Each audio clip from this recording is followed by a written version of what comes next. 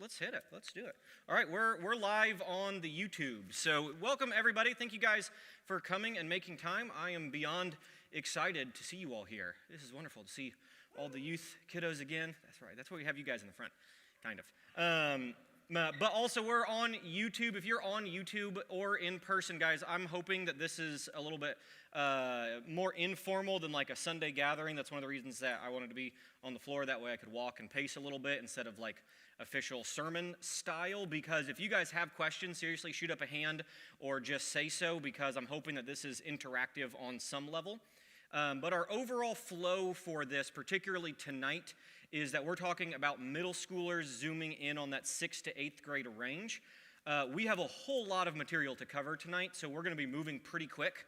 So if something like gets shot by and you're like, whoa, hold on, I want to talk more about that, like seriously raise a hand so that way we can pause and discuss, so that way we can all be on the same page as one another. Yeah, it's going to be awesome. So our goal for all of this, kind of the schedule for tonight that we're going to emulate in the future, is we are going to kind of have 3 phases. Phase 1 is that we're going to be having this kind of teaching time where we'll be talking and having a little bit of interaction back and forth. After that, with about 20 minutes left, we're going to pause. We're going to allow the youth to go outdoors and run around and play some games. Mr. Rock has prepared some awesome games for the kiddos tonight. And so they're going to go out and do that. Hey, there's some lakes coming in. Welcome in, guys. Welcome in.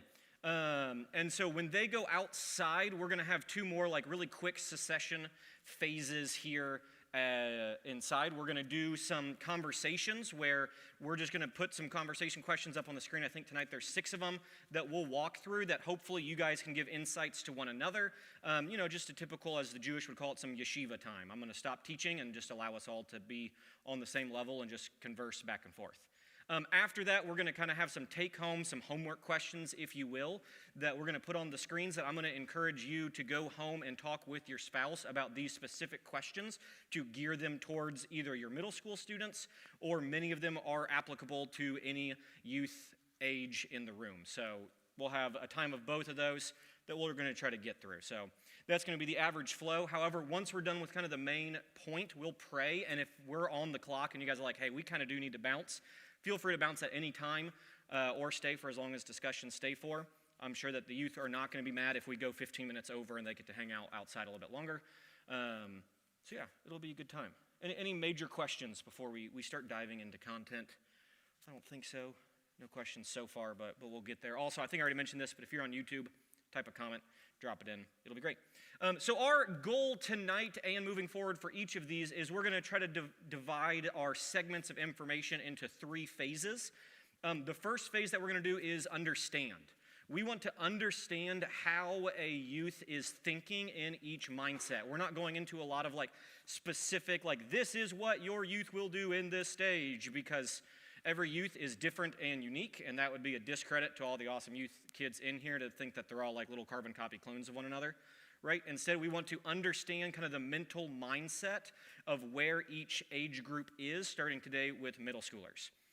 Afterwards, we want to learn about engaging. After we understand, we want to engage. Now that we know the average mindset, how do we, as people who care about the youths in our lives, how do we actually engage with them in the mindset that they're in? And then after that, we want to mobilize. All youth in this room, one of the reasons I love youth is youth have just like this limitless ball of energy and potential, right? And so we, as people who love the youth in this room, we want to mobilize them to be the best versions of themselves at each age that they go through, right? Thumbs up. Hopefully everybody's on board with that. So let's dive in by starting to talk about middle schoolers, kiddos in the age of 6th to 8th grade.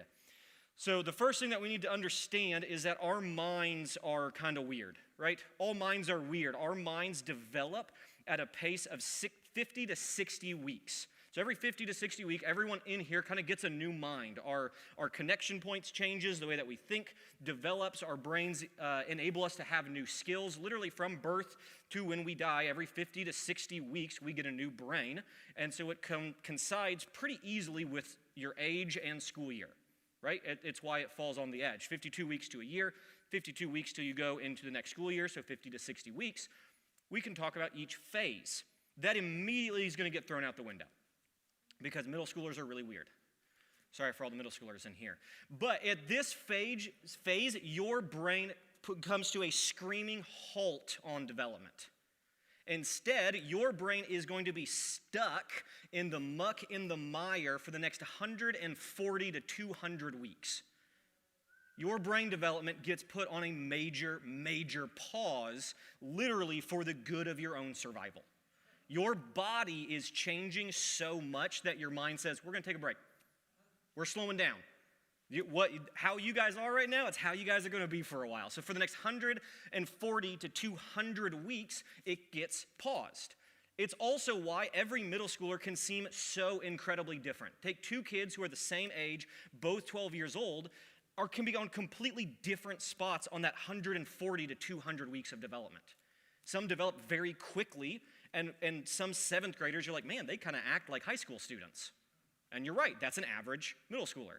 At the same time, you're talking to an 8th grader getting ready for 9th grade, and you're like, you really enjoy hanging out with other 6th graders and doing more 6th grade activities. And that's really normal because it's such a massive range, right? We have people laughing, not that there's any personal opinions about siblings in the room. Right, so your middle schooler can fall on a massive range, and it's still completely normal and average. And so that's what's going to make talking about middle schoolers tonight a little bit difficult. It's also just another reminder that as we're going through like national averages and statistics of what middle schoolers may be doing or thinking, you might be like, man, that seems more like my middle schooler when they were in 5th grade. And that's very possible. Or you might be like, man, my middle schooler isn't really showing much of those signs at all yet. That is also normal. So just be aware, every youth is unique, every youth is different, and just like your youth kiddos are unique and different, that's how it's going to be. So the fun of the middle school phase, let's look at this picture real quick, is that you have approximately 156 weeks with them as a middle schooler. When you see how much time you have left, you tend to do more with the time you have now.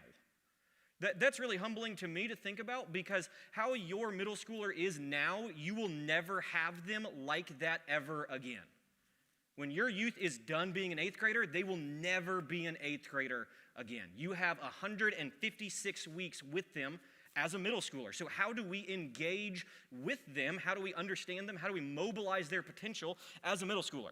That's what we're going to be looking into tonight. During these 150 weeks, a couple defining traits is that it's going to be cool to have choices. The more choices you can give a middle schooler, the happier they're going to be. It's not cool to answer questions. You can give them a choice and they think it's cool and then they won't answer it. It's infuriating. You just want to push them over. One of the biggest things you're going to hear is this. Yeah, I know. When they didn't know at all. The number of times that we've been in youth group and I share a mind-blowing theological idea that I just learned, and every 6th grader in the room goes, yeah, I know. Oh, I just want to push them over. Oh, it's infuriating. Middle schoolers drive me nuts. I love all you, but you drive me nuts. Right? Yeah, I know. It's ridiculous. 140 to 200 weeks of this. If you're a parent of a middle schooler, prayers and blessings. Y'all need it desperately. Holy cow.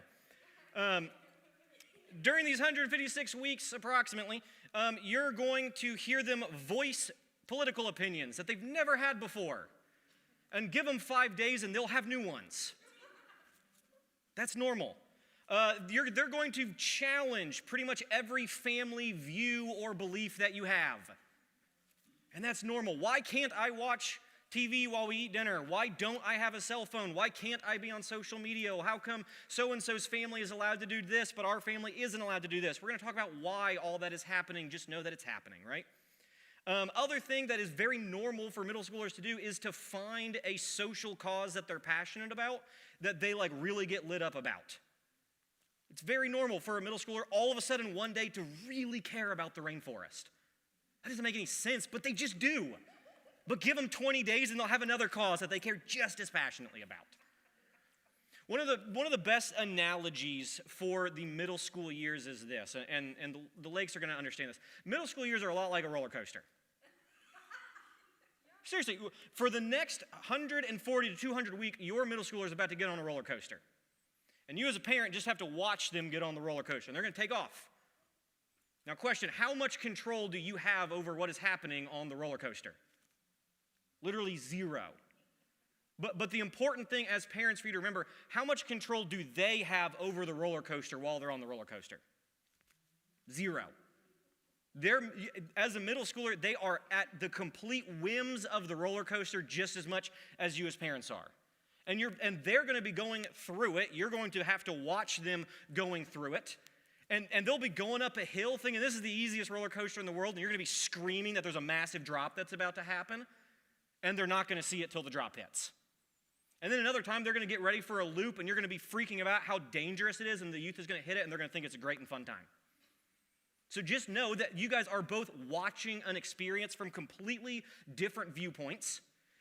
Neither party has control over what the roller coaster is. Just know in 140 to 200 weeks, the roller coaster will eventually come to an end, and ninth grade will begin somewhere for them. So just keep that in mind as we're talking through all of this. They are at the mercies of what is happening to them as much as you are at the mercies of having to see what's going through with them, right? So how do we engage? Quick way of engaging with people during this phase. Giving them options, even if they don't answer it, that is always a good thing. The more options you can give, the happier they will be. The more that they can feel like they are in control of their lives as they're beginning to seek control, that's good. And giving them options early is a great way to start conversations. Speaking of conversations, redefining conversations. When there's a pushback on a rule, why don't I have a smartphone? Know that it's rarely about the smartphone. It's more about the control in their lives. So whenever a conversation begins, learn to redefine the conversation. What's really at the heart? And then third is this, and all the middle schoolers in the room, you're welcome. Remember, your middle schooler is smart. Seriously, they're smart kids. They're not little kids. They're developing and forming their adult opinions now. And so just be aware, they're smart, they're growing, they're learning. They're not unbiased, crazy thoughts, but they're taking in all this information in the world around them and trying to form who they are. An 11-year-old's brain is the more receptive to information it will ever be again. Think about that. We are not as receptive to information as an 11-year-old. The only time you are more receptive to information, by the way, is when you are 0 to 1 years old. That's serious. Like that's how it is. It's wild. They are receiving so much data so fast and trying to make sense of the world. So be patient and engage with them. So let's continue the conversation with our next slide. In these 3 years, your youth is changing. They're specifically changing in 4 major areas that we need to understand what's going on with them. They're changing physically, they're changing mentally, they're changing socially, and they're changing emotionally. So we're going to go through, we're going to spend a long time in these 4 phases is the only slide we have up. But if you're taking notes, I really encourage you to take notes on the way your youth is changing in these areas. The first is physically. A middle schooler needs between 9 to 11 hours of sleep to achieve at max productivity and to reach their potential. 9 to 11 hours of sleep a night, despite what your middle schooler tells you. Right? Despite that. The 3 most common side effects of not hitting these 3 to 11 hours, number 1 is common headaches or migraines. We want to avoid that. Number 2 is just fatigue in muscles, or even what oftentimes comes across as middle school apathy, is often because literally their brains and their bodies are tired. They need sleep. And 3, another reason, if there's no other reason to make them sleep more, is rapid mood swings. Get them to bed. Let them sleep. Let them rest. Physically, girls will outpace boys both physically and mentally during these next 140 to 200 weeks. Girls typically fall closer on the 140. Guys typically fall on the 200s. Just how it is. Sorry, guys. It's also why a lot of times girls at this age get frustrated at boys and want them to mature faster. It's because they are maturing faster. They're going through this development faster than average guys. Now, there's outliers on both sides, obviously, but in general, boys are being outpaced. Girls are outpacing boys in both physical and mental development. Both are going to experience changes in height, in body shape, and develop body odor and body hair. So middle schoolers, wear deodorant, please. Please. And then also, girls are going to experience their first growth spurts typically sooner. Guys will experience their first growth spurts closer to 9th grade or early 8th. Sad moment was this past Sunday when I walked up to Jet and went, Jet, you're taller than me. And he went, yeah, it's a matter of time. And I'm like, neat. Neat. But yeah, so girls will typically grow faster than guys at this age. However, guys, one of the reasons that girls are growing faster is guys' bodies are changing in a different way. It is their ability to grow muscle mass for the first time. Like they might move and be like, ooh, I have a bicep. Oh my gosh, my muscles are developing for the first time. And so guys typically are growing wide. Girls are typically growing height. So just be aware of that during these next 140 to 200 weeks. Mentally, we're going to spend a long time talking about mentally. Middle schoolers are in a constant state of use it or lose it mentality. They are receiving so much information so fast. Whenever they receive a new piece of information, they literally only have one of two things to do with it. They can immediately use that information for their betterment, or they will forget it almost immediately. Those are your two options. I didn't know there was an official psychological term for this until I was talking to someone who's a lot smarter than I am, and he's like, yeah, we talk about that in psychology. Middle schoolers are in a phase called RMD2. RMD2, that stands for Rapid Mental Development. Their brains are developing insanely rapidly. But at the same time, the reason it's 2, it also stands for Rapid Mental Decay. You are developing and decaying all information faster than you ever will. This person said it, think of it like this. This is his analogy for it. Imagine that your youth is in a boat, and the boat is their development over the next 140 to 200 weeks, and it is in a horrible storm. And everything they know about are in crates, and they have to get through the storm. So they're jettisoning everything that isn't immediately necessary to help get them through. At the same time, their parent ship are next door and keep throwing stuff onto their ship. And so they have to, each time something hits, they have to make the decision, will this help me get through the storm or not? If it's not immediately necessary, it's overboard. Seriously, how many times does the youth have to hear your dentist appointment is at 5:30 till it's 5:45, and they're like, I didn't know I had a dentist appointment. It wasn't immediately necessary for their survival. It gets overboard. And keep in mind, remember, that's the roller coaster. They're not choosing what goes overboard and not. It's their own mind. They have no control over what they jettison. It's their mental development deciding what is and isn't important to their literal survival in that moment. I love this. This is true. I should have wrote it in my notes, but I forgot. There's a guy who's considered an expert in 11 and 12-year-olds. He's great. And he did a national experiment with families that have kids who are 11 and 12 years old. And what they would do is they'd take the whole family outside, and they would have a fork. And they'd say, okay, we're going to give one of these to each member of your family, and we're going to time you and see who can put this where it belongs the fastest. So I'm going to give you the fork, run in, put it away, and come back up. And they put a little camera where it's supposed to go, so that way they can see from the outside what's going on. Fastest people were moms, congratulations. Second were dads, congratulations. Third were anyone older than 13. Fourth was anyone younger than 11. Seriously, they even said 2 and 3-year-olds could run away and oh, it goes in here, figure it out. But what happened most often with middle schoolers and preteens is they just forget what they were doing.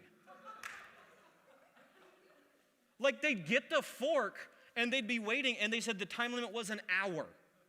And an hour would pass, and the family would go in and they'd be like, what are you doing? He's like, well, something was on TV, and oh, I have this fork. Immediate lost it. Or the few times that they knew what they were supposed to do, and they'd run into it, and the most common first place that they'd check was the fridge. Would just throw the fridge open and scan for where to put the fork for a while. Guys, no one chooses that mindset. Nobody wants that to be them. They're stuck in it. So, remember patience, all that thing. As fast as they're developing, they're decaying just as quick, and it's all use it or lose it. They're in the storm. A couple other major things going on mentally. Number 2 is, for the very first time, they are able to do self-evaluation and self-critique. First time. Their brain is developing this. Because of this, it's important to look out for two major things. Number one is a very fast negative view of themselves. For the first time, they can say, oh, I'm an artist, and they go to art class and realize all their friends are better than them. And they go, well, I guess I'm not an artist, and immediately lose all passion for it. First time they're able to do that. The other danger is for the first time they can go to an art class and say, I'm an artist, and realize they're way better than everyone around them and develop a superiority complex around their own skill sets, because they have this ability to self-critique themselves and the others around them. Very first time, be aware. Number three, for the very first time, their mind is able to view things from another person's point of view. Up to this point during development, a mind is very selfish. You're trying to figure out how to think about something. For the first time, they're able to pause and be like, yeah, I can see how my actions look like this to someone else. So we're gonna talk about how to leverage that. That very first time. Very first time, they can move from extreme concrete to abstract thinking. Right? For the first time when they hear Jesus is in my heart, they're not thinking they swallowed a little Jesus and that it's like literally somewhere in there. And so in terms of things like faith, that is very abstract concepts, faith can seem very shaky after they are able to think abstractly about what these things that they hear in church actually mean for them.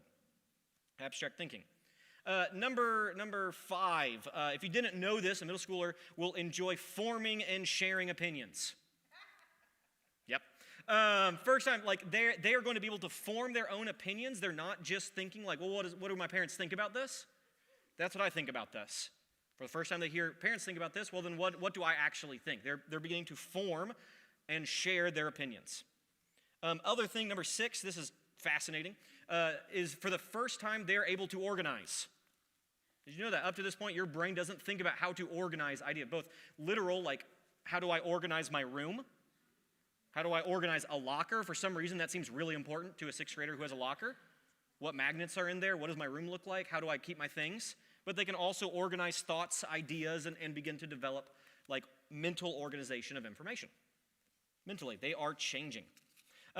Next thing they're changing is socially. How many people remember, by the way, being in middle school or even like early high school and the absolute horror of going to a cafeteria and wondering if your friend saved a seat for you? Right? That is what your middle school is now thinking about 24/7. Socially, am I accepted or am I rejected? Everywhere I go, are people excited to see me or are they not excited to see me? That whole self-evaluation, they are evaluating what their friends think of them. What is the difference in my presence when I enter a room? By the way, one of the new things for the most recent generation, started with my generation, most recent thing for them, is it's even worse because of technology. Who's texting me? Who isn't texting me? What group chats exist? What social media am I on? Which one am I not on? All of these become much more poignant with technology. So just be aware they're in a constant state of entering the lunchroom. Other things socially going on is you'll see that they develop an increased interest in pop culture, in slang, in current events, in politics, and religion. Socially, they want to know now what do my friends think? What do my friends think of my thoughts? What do my parents think? What do my parents think of my friends' thoughts? What do my friends think of my parents' thoughts? They get a very high interest in the world around them because for the first time, their mind is able to take in all this information. Number three, for socially, is for the first time, they are really going to want to negotiate rules. What rules are at home? What rules do my friends have to follow? Which ones do I have to follow? Do I view these as fair? And now that I'm able to see two sides of an argument, if I see myself as my parent, would I make my kid do this? Is a literal thing that they think starting in sixth grade. So a desire to negotiate rules will inevitably pop up. Just Lord have mercy on all middle schoolers. I'm sorry, guys. Thing that's going on is they have this desire to display increasing adult-like personality traits. And a helpful way to think about that is imagine that there's a rubber band, and it's literally in your middle schooler's mind, and it's being pulled apart, and it's strained. On one side is the desire to be treated like an adult. On the other side is a desire to hold on to their childhood. And it's this constant strain, and it's which one's going to break first. And so one day you'll see a snap to the childhood side, and you'll come in and playing with stuffed animals or jumping on the bed or playing with action figures, whatever it is. But as soon as it snaps, they're picking up the rubber band again and they're pulling it. And give it 2 or 3 days, and they're going to snap, and they're going to want to know when they're going to be able to start driving, or want to be treated as an adult in different areas. How come I don't have a bank account? And you're like, because you were playing with stuffed animals 2 days ago. Why do you need a bank account? And they're just at mercy of that rubber band tension. They don't know which side is going to snap. And so it's this constant extreme back and forth that's going on in their mind. It's a constant back and forth of this elastic rubber band. Another thing that's a natural consequence, if you will, natural progression of this rubber band, is that they crave non-parental adult influences. And trust me, they will find them in some capacity. There's a craving to be treated like an adult by other adults. It's one of our fun hacks. I'm going to share another youth group story with someone who didn't give me permission to share it yet, but we'll get over there. Our very first youth group thing this past year, wow, that was like a year ago, was we did a bonfire at the Sandwells house where all the 6th graders came in. It was awesome. And while we were there, Mr. Silas Lakey came up. He's like, hey, Mr. Levi. And I went, no, man. It's just Levi. There's little thing. And 19 to 1,000 times that night, hey, Levi. Yeah, man. Because there's a removal of when you were downstairs, you called adults Mr. or Mrs. And now you are being treated more like an adult. There's an exciting, literal dopamine that gets released when you see that people want to treat you like adults. They crave those adult influences. It's also why, on a very negative side, it's so easy for adults to manipulate middle schoolers. They desire to be treated like an adult and will gravitate towards people who treat them such. And then the last one, socially, there's this increased concern in their physical appearance and their physical space. For the first time, they might complain about sharing a room with a sibling because they want their own space. For the first time, they might seem really obsessed with what they wear to school because they want to present themselves in a certain way. And the worst thing is that's going to also be immediately tied to that rubber band thing. One day, they want more childlike things in their room. And then the very next day, they're like, why do I have all this kid stuff? And you're like, because you asked for it 3 days ago. It's this constant tension of back and forth in their minds. But either way, they want to be viewed in a certain way moving forward. How they present themselves socially becomes a major part of their thinking. The next is emotionally. And we're doing pretty good on time. All right. Emotionally, number one, and this is so important to know, they become emotionally dependent for the world around them. What I mean by that is all these other pillars are changing so fast, there's a natural mistrust for them in their mind. They can't trust their thinking patterns because they don't understand their thinking patterns anymore. They don't understand their friends because they don't understand their friends anymore. They don't understand their bodies because their bodies are changing more. And so they become emotionally dependent to interpret all that's happening to them. And so an easy way that this might happen is they might say a joke in class and their teacher doesn't laugh and they come home and say, my teacher hates me. Because the only thing that seems to be saying the same is their emotion, even though their emotions are changing. It's the slowest on the developmental, and so there's this huge trust for their emotions. They become emotionally dependent to understand everything that they're going through. So emotions become very, very important to them. Another thing that you might see is extreme passions towards passing interests. Right? They become crazy on fire for something, and in a week, it's gone. They want to go out and spend all their money on a certain type of toy, and in a day, they're like, why do I actually want this thing instead? This is the most important thing to remember during these things. It is extreme passions. It is viewed as a part of them for the little amount of time that they're interested in it. But also know for about 1 in 10 things that they become extremely passionate about, it will stick with them for the remainder of their lives. When I was in middle school, I became super passionate for Tim Burton films. I thought Tim Burton was the greatest artist to ever walk the face of the earth. His movies were the best, no question. Give it a year, I don't think that at all anymore. But also in 7th grade, I bought my first comic book, and I said, these are the coolest things in the whole world. And now I work part-time at a comic book store. Right? So keep in mind, their interests are important. They have no control on what sticks with them as much as you have control on what you want to stick with them. So stay involved with whatever the passing interest is, because it could be that 1 in 10 thing that really does stick with them for the remainder of their lives. Here, other one. This is a relief for many parents in the room, I'm hoping. During this phase, there you will see an enjoyment towards more sarcastic humor. More satiristic humor becomes enjoyed, or more sophisticated jokes. Good news, eventually the poop and fart jokes do come to an end. And it's somewhere in this phase, faster for girls. Sorry, guys. Is how it is. And what let's say? Oh, last thing emotionally. Just be aware. Middle schoolers tend to overschedule themselves emotionally. They care so much about so much. Their emotions are spread very thin over a whole lot of topics. And so helping them redefine what is and isn't emotionally healthy is very important, and we'll talk about that moving forward. Just be aware that when it comes to their emotions, they're spread very thin. They are overscheduled for their emotions. So how do we really engage? Now that we understand the mindset, this is all going in on their minds.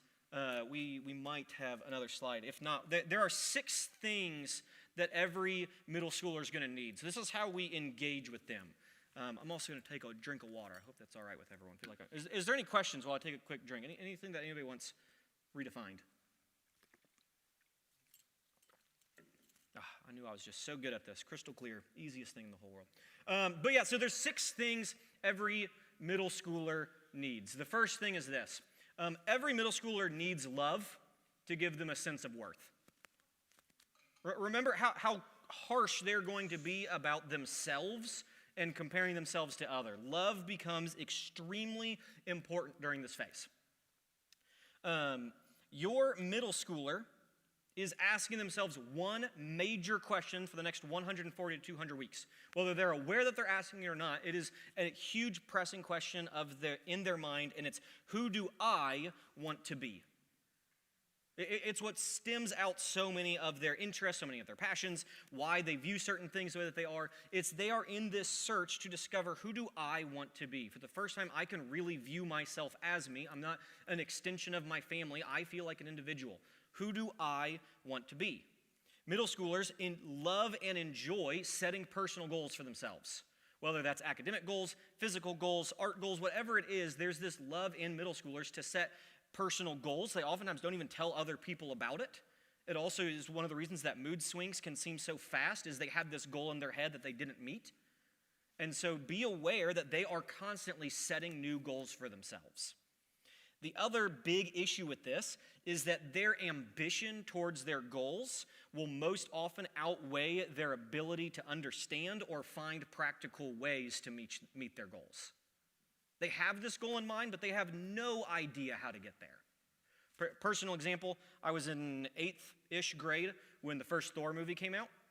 I remember that scene in Thor 1 where Chris Hemsworth is like in the rain and he goes to try to pick up Mjolnir the first time and it doesn't work and he falls and he screams. And I remember seeing that huge wet t-shirt on him being like, that dude's jacked.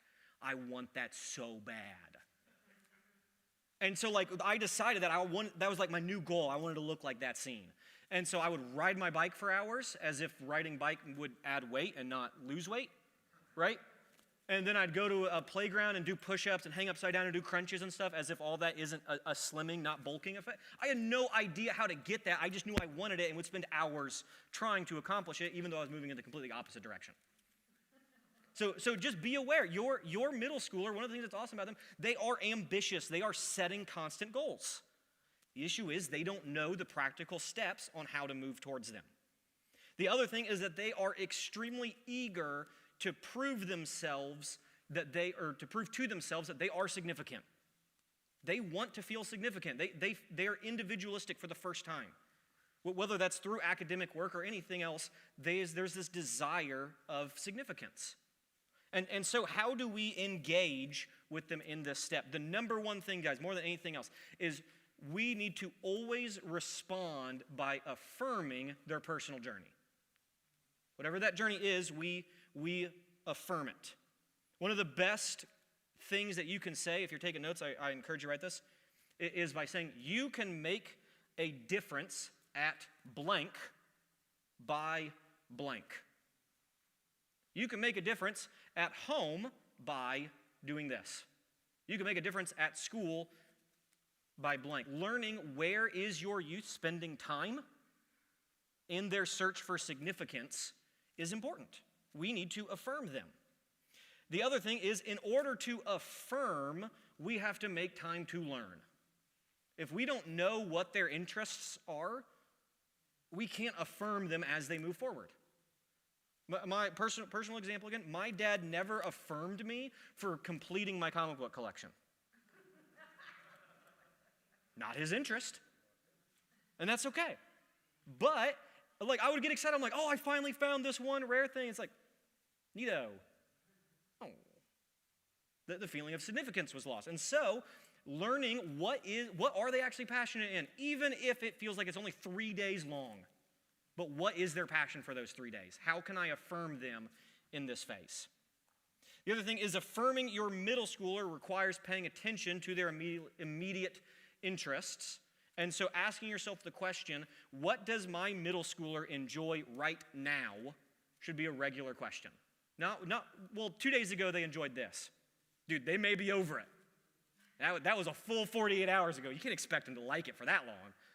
But today, what is my middle school interested in? And so being able to affirm their personal journey is how we demonstrate our love towards them to help give them a sense of worth as they are looking for their significance.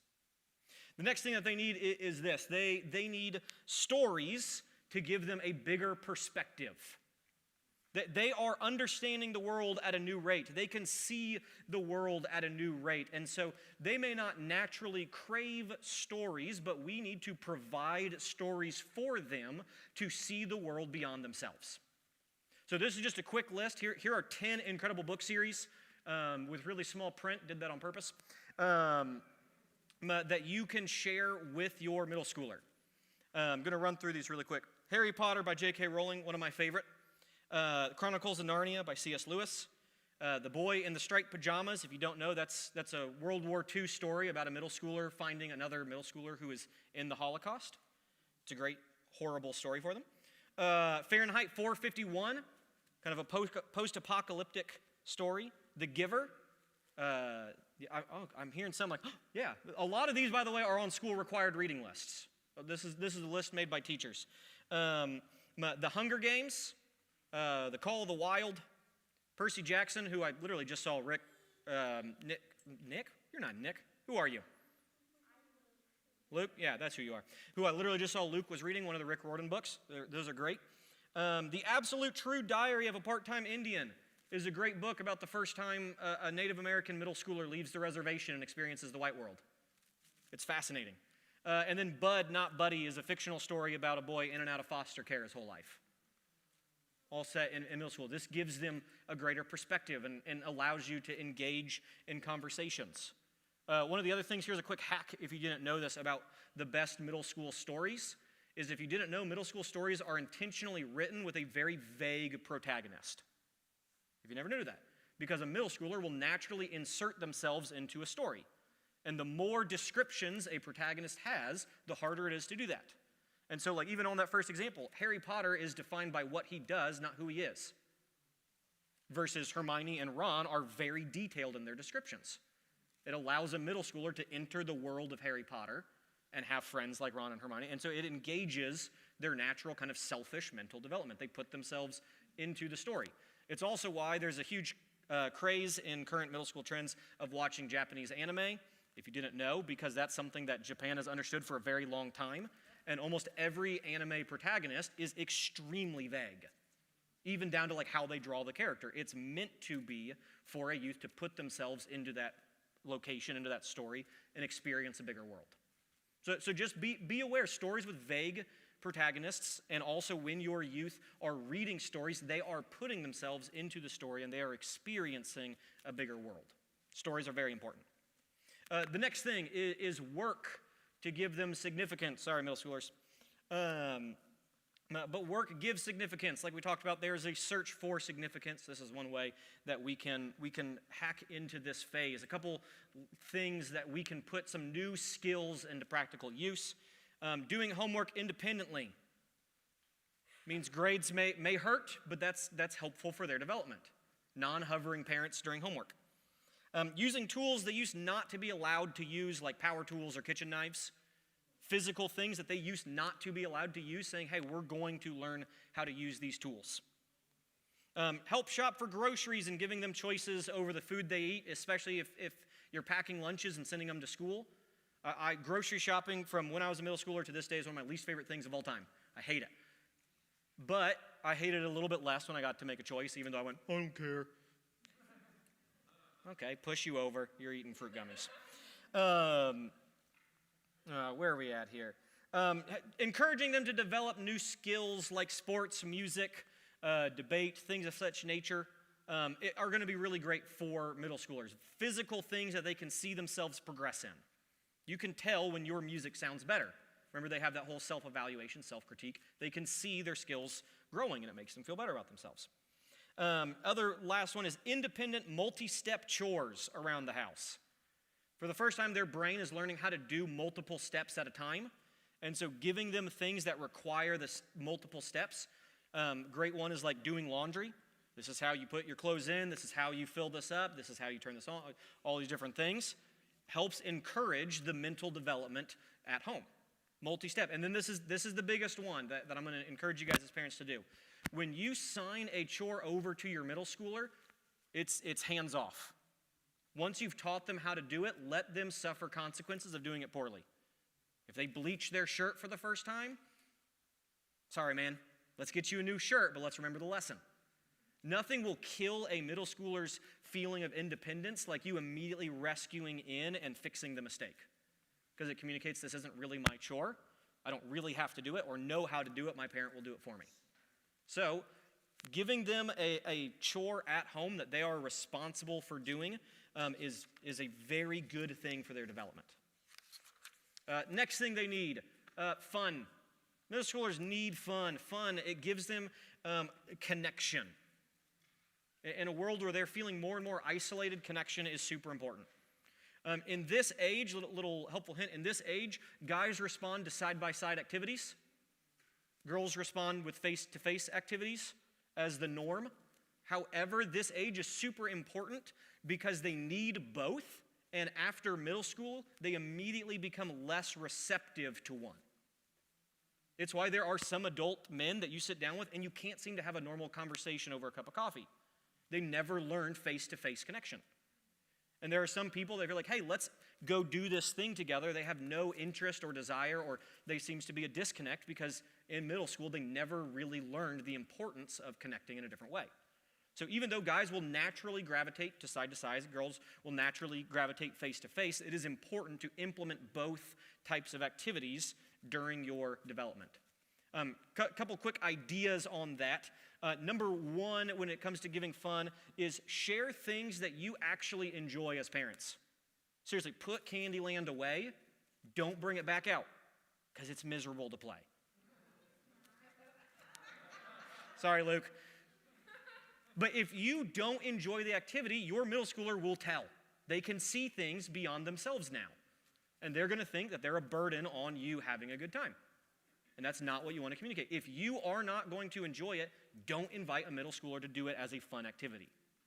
Now, obviously, have them do things they don't enjoy, chores, things of such nature. But if the idea is this is fun time and you're miserable, they will be miserable. And they will not associate you with the ability to have fun. A couple other things. Creating healthy competition in games helps demonstrate how to lose and win. Right? How you lose when you play a game that you both actually want to win communicates how you're supposed to lose. And when you win in a game that you both want to win, demonstrates how they are supposed to act when they win. Another thing is to teach them fun things that they can teach others. I remember the first time when I was in 7th grade and a small group leader taught me a new card game, and like the very next day at lunch teaching that card game to literally anyone who would listen to me. Because an adult gave me a peek into what adults do for fun. And so engaging with your youth, teaching them a new game to play, that is a really good thing because it lets them teach it to others. And the ability to teach is very important. Other thing is let them lead a family game time. I'm a huge proponent of family game nights. I love board games, card games, all those things. Very important for youth development. And letting them lead one, saying, hey, you pick out a game or make up a game, whatever it is. You then teach us how to play and we will play it. That's huge. Other thing is debating rules. This was done in a major survey a while ago about some of the negative effects on video games and youth development. And basically what they said is that video games really don't hurt youth development. Good. Except for one major area. And it's that there's no debate on the rules. You plug in a game and you just go. But when you're with a group of friends and you're playing outside, that's not how life works. Instead, someone will inevitably do something that isn't fair or you view as against the rules, and you need to debate and figure out and have a little court and decide who needs to be excommunicated. And so playing games in your family that you know there will be a rules debate or giving them choices about how should this rule be interpreted. As a family, are we allowed to do this during this card game? And allowing them to, well, it would be fair. Well, no, it wouldn't. And debating rules is how we develop compromising skills. Very important for youth development. And then finally, this one is maybe not the most important, but maybe the most fun, is just to go. Go somewhere with your middle schoolers. Go to an art museum. Go to a concert. Go somewhere. Do a physical trip and go. We're going to talk about that a lot more in 9th grade because that becomes insanely important for 9th grade development. But during 8th, 7th, and 6th middle school years, middle schoolers crave consistency, whether they're aware of it or not. They thrive in consistency. And so going somewhere that feels consistent but opens them to a new experience can be invaluable. Great example would be, let's go to a restaurant you like. While we're there, let's try a new dish. Let's try something new and a familiar and understandable thing with very low consequences. But let's break up our pattern and a routine in a way that's still comfortable. So going somewhere can create lasting memories. The next thing is this.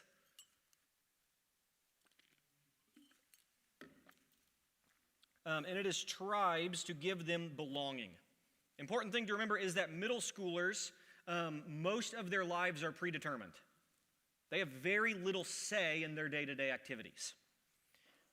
So, it is important to notice who they choose to spend time with. In a phase with very little choices, they don't have a lot of choice on who their parents are.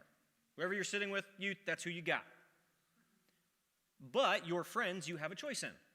And so as parents, be aware of the people that youth are choosing to spend time with. You're going to notice most likely a rise in interests in either celebrities as a view of like, this is someone who I choose to know about. You might see a huge rise. One of the most major things in the current generation is a feeling of relationships towards a YouTuber or social media person, someone that they feel like they interact with online, whether there's actual interaction or not. Their friends and families, school workers, church leaders, all these things, the tribes that they choose will have a huge projection on the rest of their life. So be aware of the choices that they're making in their interests, but also who is around them that they're choosing. What tribes are they choosing to belong to? The final thing, number 6, is going to be this. Words to give them direction. What we say on this next one is going, and how we say it will model how they think. What we say and how we say it. Remember, they can think abstractly. They can move beyond just the concreteness of words. And so these are all important phrases that should be in your repertoire while speaking to your youth. The first one is, I'm sorry for blank. Even if you are right in something, being able to say something like, I'm sorry for my tone. I'm sorry for not listening to you when you said this. Giving specific examples for what you are sorry for teaches them how to do that with others. The next one is what do you think? What do you think about fill in the blank? What do you think about what you learned in church? What do you think about what you're learning at school? What do you think? They are forming opinions. You should know what their opinions are. Another one is tell me more about blank. This is great to learn what their interests are. Tell me more about what you're interested in. Tell me more about your friends. Tell me more about your teacher. Tell me more. I'm really proud of you when, or I'm really proud when you fill in the blank. Giving specific examples of when you notice them helps towards that feeling and desire for significance. Or even just saying, I have noticed this about you. Hey, I've noticed that you're wearing different clothes. What do you think about that? Hey, I've noticed. Telling them that you notice them, once again, is that feeling of significance. You will do well next year, especially for 8th graders. This is a great phrase. You will do well next year because in affirming attributes you see growing in them. You will do well next year in high school because you are smart. You will do well next year in summer camp because you're independent and affirming things in them. Another huge one is thank you for trusting me. Don't take for granted that you are their parent. Parents, we're going to talk about each phase. You are less and less likely to be the person that they go and talk to. So thank them each time they do. You are enough. It's important. Have you tried blank? This works one of two ways. Have you tried fill in the blank for developing new experiences? Have you tried this food? Have you tried playing this game? But also when they're frustrated. Have you tried studying a different way? Have you tried fill in the blank? Helping them figure out how to be more and more independent. Very important. Ooh, we're running low on time. And then finally is I love you. That should hopefully already be a norm. But if it is a norm, make it even more of a norm. It's a good thing. You're very average to me. All right, and then finally, let's see if we can get through these. The youth will likely be heading outside here in a few moments, so we're going to try to get through these. 4 conversations that you should have. Great quote, by the way. When you know where you want to go and you know where you are, you can always move in a better direction. When you know where you are and you know where you want to go, you can figure out a better way to get there. So these are 4 very important conversations to have with your youth during middle school. These 4 conversations are going to be about their health, about technology, about relationships, and about faith. So with health, we want them to learn how to strengthen their bodies through exercise, through nutrition, and through self-advocacy. Here are a couple great ways to spark some conversations. What would you like for dinner this week? Helping them decide choices, figuring out meal times. How do I know if this is healthy? Seriously, give them a banana and make them explain why a banana is healthy. Like, teach them how to figure out, so that way if they see, hey, there's a granola bar that says health bar and it's dipped in chocolate. Can I eat this instead of blueberries? Well, no, let's figure out, is that a healthy alternative? Let's go together, especially for a physical activity. What is something that you like doing? Lifting weights, jogging, yoga, swimming, whatever it is. Let's go do this together. Invite them to go with you. Once again, if you enjoy it, share it with them. This is important, which is why it's bolded. What do your friends say about alcohol? For the first time, this might be on the radar of a developing middle schooler. And so hearing what are the voices around them saying is oftentimes a better way than saying, what do you think about alcohol? Because they know what you want them to think about alcohol. Just how it is. It is time to turn that off. Technology, we'll talk even more about that. How can I help you feel less stressed? Train them to explain when they are stressed and anxious, so that way you can help them feel less stressed and anxious. And then finally, this one is important to me personally. When was the last time you drank some water? This is a great hack. This is for you guys. Go buy your youth their own water bottle. Let them pick it out. No, they'll lose it 16 times. It's okay. Let them pick it out. Cover it in stickers, whatever it is. Buy 3 of them.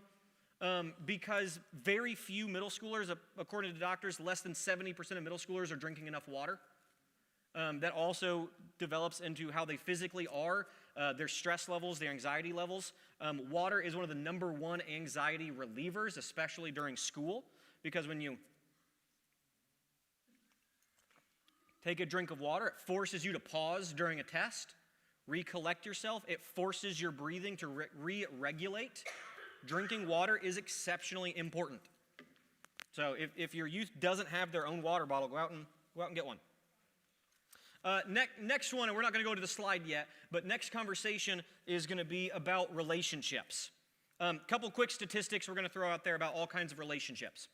Number one, during middle schooler, 38% of students in America say that they are dating or have gone on dates. 38% between 6th to 8th grade. Obviously, the older, the more likely, but on average in that age, it is 38%.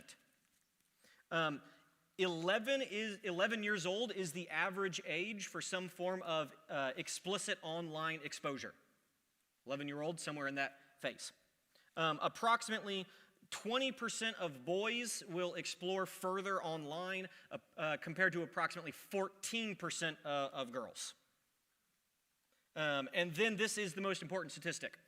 Less than 25% of middle schoolers will tell a parent online about activities online without prompt. Less than 25%. But 85% will be honest with parents when parents bring up the conversation. It's a huge uptick. Huge uptick. And what makes it even better is 92% of middle schoolers will engage in honest conversation if they've heard it something important from another non-parental adult. Which is why, my hope in youth group is that I always want to give parents an easy alley-oop for a slam dunk. Because the hope is they hear from a non-parental adult such as myself, hey, you should talk to parents about these things. And then parents can come and say, hey, let's talk about these things. And they've heard it twice, and 92% of middle schoolers will engage in honest conversations. That should be a very welcoming statistic compared to some of the others. So here are some great ways to have those conversations about relationships. I'm here if you want to talk. Allow them to start conversations or opening yourself up to them. I'm so glad you told me fill in the blank. Once again, thanking them for their honesty. Thank you for talking about this with me. Can we talk about this again? Set up a time, even if it's like, hey, can we talk about this next week and let's go. Remember that whole go thing? Let's go to Starbucks and let's talk about this. Making it a fun connection experience for what would otherwise be a very awkward potential time. Other things to ask is, what does dating mean? Of that 30 some odd percent, 38 I think was what I just said on the other page, 38%, one of the things that people immediately pushed back on the statistic is that less than 50% of middle schoolers then said that they understood what a date was. So okay, sure, 38 say that they do, but less than half know what that means. Like, what's going on here? And then another one is just, who do you know who is dating? In middle school, do you have friends who are dating already? Who do you know? Once again, that also opens up conversations about more of the people who are making up their world. Next conversation is technology, and once again, we're going to wait before flipping to that screen and go over a couple more stats about technology. You guys ready for these stats? We've got 6 of them. 6 statistics. I love statistics. Number 1 is 67% of middle schoolers say their parents are on their phone too much. So be aware. I see some shaking heads already. Be aware of how your youth is perceiving you with your technology. 67%. 58% of middle schoolers say that their parents use technology at inappropriate times. 58%. Be aware of how you are modeling how to use technology. On to middle schoolers. So 53% of middle schoolers have a smartphone. Not just a phone, but have their own personal smartphone, 53%, a little more than half. Of those 53%, or as you might say, 100% of those who have a smartphone, 71% have a social media account of some form. 51% have a social media account that parents do not know about. Now, that's not they made it to keep it a secret. That's also they made it and their parents never asked or never checked in. Yes, some are secrets, but other ones are just, why would I tell my parent that I made an Instagram account? Just keep that in mind. And then finally, youth are 400%, 400% more likely to use social media inappropriately in a graphic way, or be scammed through social media in college if they have not learned about a social media account by 10th grade. So just be aware, just because they don't have a smartphone actually might be setting them up for long-term failure. 400% more likely. So how do we engage in conversations then about technology? Number one, let's set up an account together. What platform are they on? Well, you should probably be on it too. And when you both set it up, it helps you then go into the next one of what you post is public, even if it feels private. What you post in your room actually isn't just in your room. We're all going to see it. Another great one is, I saw this video and it made me think of you. Leverage technology as a way to communicate and connect with their youth. It's awesome. Next one is, what do you think a healthy amount of time to spend online is? This is good because it helps collaborate rules, expectations, and then the natural consequence of breaking those rules of expectations are as they are getting those freedoms. And then finally is it okay if I comment on your post? I'm going to give parents in the room a sad crash of reality, and that is most of your middle schoolers don't want to also engage with you online. Believe it or not, social media, they want freedom, not more of you. Sorry, guys.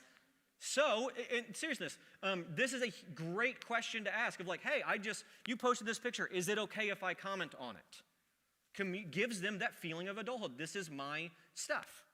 Just like you would ask to borrow a youth's object, you would ask if it's okay to engage with them on that platform. All right, finally, faith, and once again, I'm going to go through some statistics real quick. And this is going to be our last conversation before Rock's going to lead the kiddos outside. And it's middle schoolers want to see if their faith actually connects to real life. They're moving from concrete to abstract. Do these abstract ideas actually have concrete meaning in my life?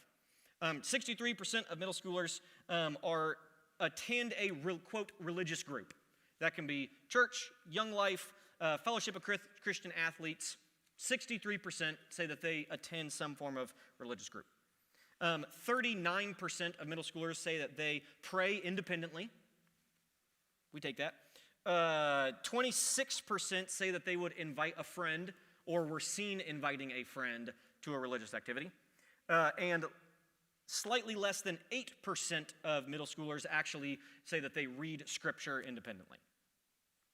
So just be aware of the statistics as we talk about faith. If we have there we go. So these are some great guides to spark some conversations about faith. Number one, what would be a fun way that we can serve together? Once again, that whole go thing and that fun thing connect in multiple ways. Even if you think you might hate it, but your middle schooler seems excited about it, give it a shot. Sorry, guys. Next one is, what do you think that means? In church, you heard this. What do you think that actually means? Another one is, when do you feel closest to God? Like, is it actually in church, or is it when you're doing art? Is it when you're jogging? When do you actually feel close to God? God will never stop loving you. That's important, right? That's important. What is something new you are learning about God? What do you think God says about fill in the blank? And then finally, that is a great question. I do not know the answer, but let's look together. Admitting that you do not know everything there is about a God who is ultimately infinite brings you up to that level. They can feel like adults when they realize adults don't know everything, and I don't know everything. This is a glimpse into the adult world. And so being able to not feel the pressure of you have to answer all their questions about faith is actually more beneficial both to you and your middle schooler. So it's with these things in mind, we're going to go into a time of prayer real quick. We're going to ask our three very important questions. After important questions, Rock is going to take the youth outside, and we're going to go through some conversation questions with one another, where I'm hoping that we can bounce back and forth a little bit. So let's go to the Lord in prayer. Heavenly Father, we thank you for this awesome time that we can be together, Lord. God, we thank you for all the middle schoolers in this room, God. We pray that as they are on this roller coaster of middle school, Lord, that you are just with them. We know that you love them. We know that you love them more than we could even love them, Lord. So thank you for designing them the way that they are, Lord. Please be with them. Never make it a question in their mind if you're with them, God, but rather as they're going through life, let them feel your presence, God. Thank you for each youth in here. Thank you for making them incredible and unique individually. Thank you for making them incredible as we come together and make up one youth group here in Vox. And thank you, Lord, for all these awesome parents who are willing to give up a Wednesday evening to learn how to connect with their youth even better, Lord. We thank you for all these things. Amen. Amen. All right, 3 very important questions that I'm going to give a quick reminder for everyone who might have forgotten. All the answers are yes. And it is question 1 is, do youth matter to God? Yes. Question 2 is, do youth matter here at Vox? Yes. And question 3 is, do youth matter to one another? Yes, yes, yes. Amen and amen. Rock is going to lead the youth in a game outside. Rock knows to treat your youth with respect. And so all the other youth, I expect you to treat him with respect as he leads. Rock, if you want to take him away, get him out of here.